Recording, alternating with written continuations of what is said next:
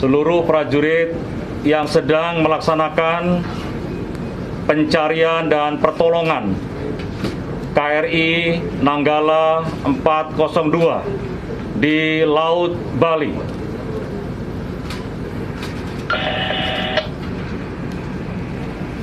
Di sini Panglima TNI, saya turut prihatin dengan kejadian yang dialami prajurit KRI Nanggala 402 dan personel yang on board di dalamnya.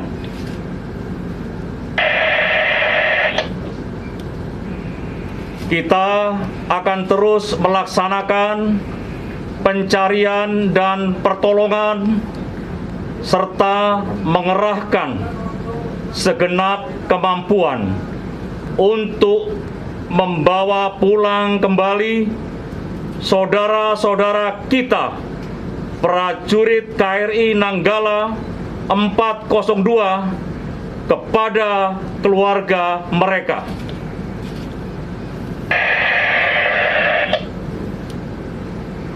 Mari kita senantiasa berdoa, semoga keluarga kita, prajurit KRI Nanggala 402, dalam kondisi selamat dan segera kita temukan. Tabah sampai akhir.